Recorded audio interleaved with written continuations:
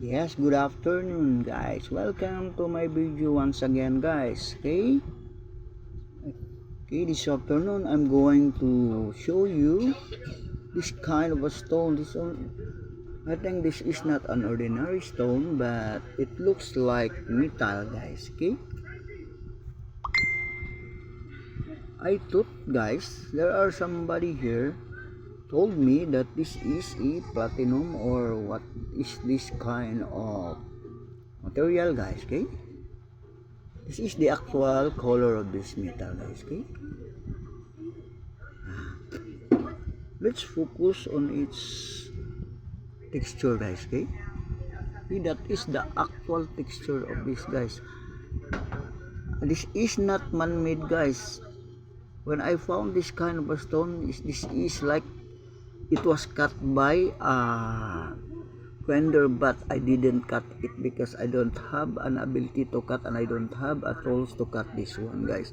This is only a stone, but it looks like a metal. Okay, no, this is only a stone guys. Okay,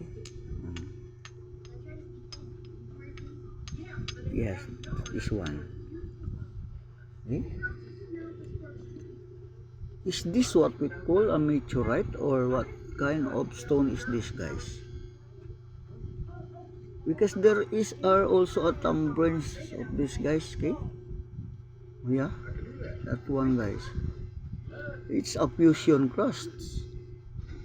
Okay, maybe it pulls down from the galaxy. Okay, here this one.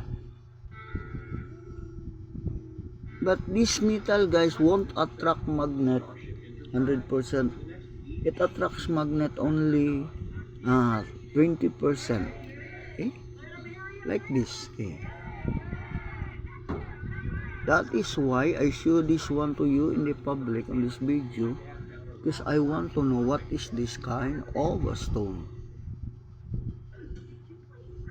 Okay, let's focus again. Okay, like that. So there, what do you think is this? I don't cut this one. This is the shape when I found this already. This is the shape when I found this at the farm. Okay,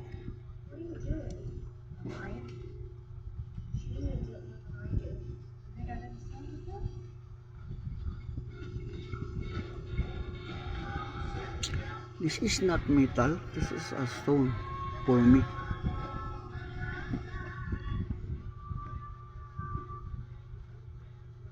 Who can give me an idea on what is this kind of a specimen? Please comment down guys, because I want to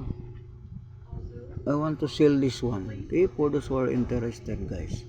Okay, this is about 2 kilos, 1 kilo, more than 1 kilo guys. Okay, thank you very much, and don't forget to subscribe.